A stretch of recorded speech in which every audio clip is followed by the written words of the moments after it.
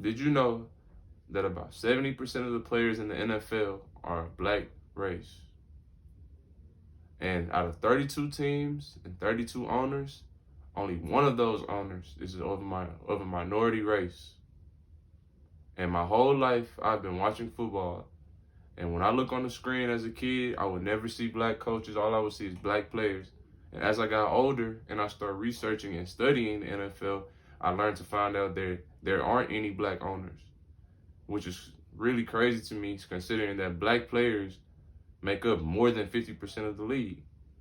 So my goal today is to give you guys some insight and some facts that will maybe make you open up your eyes and look into what's really going on in our world today with our black athletes. So firstly, I'm going to talk about the lack of minority coaches in the NFL. Secondly, I'm going to discuss the double standards that players go through every day. And I mean double standards between the white players and the black players, or the players of color and the players that are not of color.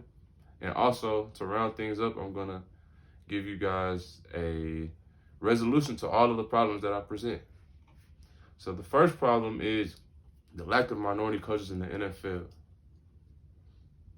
The owners are mostly stuck in their old ways, and they don't really want to go into things that they don't like really changing the things that got them to where they got. So in about 2018, in the heat of a social reform, we saw that Colin Kaepernick decided to start taking a knee. This caused Colin to lose his job. This caused Colin to be discriminated against in the league. No one wanted to pick him up. He was a free agent. So just like that, just because he took a peaceful protest, and that turned into him losing his job, and he couldn't provide for his family and friends. Also, the second problem is, as Colin was getting persecuted and discriminated against, most of his fellow players didn't come to his rescue, which made his argument not stand up as strong as it should have. If he would have had backup, or more players speaking out, and more players being more active as he was, the league would be changed today. So, I want to present the problems with that. I mean, the resolutions to that. The resolutions to that is we need to do something to level the playing field. Owners today feel like they run everything and they don't have to listen to anyone. But that isn't fair, because that will not provide a healthy work environment for the players or the owners, which will cause them to lose money in the end. They don't realize that, so they keep staying in their old ways. Also, number two, the NFL needs to have a better platform for the players to be listened to and taken serious. When this happens, we then will see the rise of a change and a social reform in our league. Number two, I want to bring up the case of Michael Vick. This case was a very sad case that happened in about 2006 to 2008. It happened with Michael Vick. He was a black quarterback in the heat of his career, coming off a Most Valuable Player award. He was charged with dogfighting. This caused him to lose his endorsements, which were over $20 million endorsements. He lost his home, he lost his career, he lost everything. Now, I want to discuss the double standards with that. People would say something like a petty crime, not a petty crime, but a petty crime like fighting dogs is nothing compared to the abuse or a sexual assault of a whole woman. And Big Ben Roethlisberger did that. Big Ben is a quarterback for the Steelers.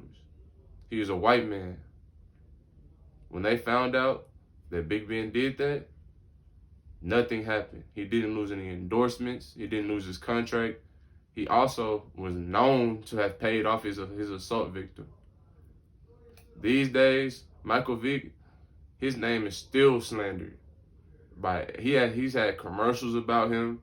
He had news articles about him that were just discrediting his character and all that, which came out to be false, because now he's a multi-million-dollar TV host. So all these accusations were double standards.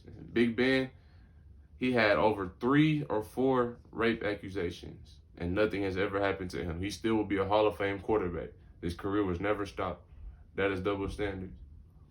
So now I'm going to resolve these double standards. Now I'm going to go about how we should resolve these double standards.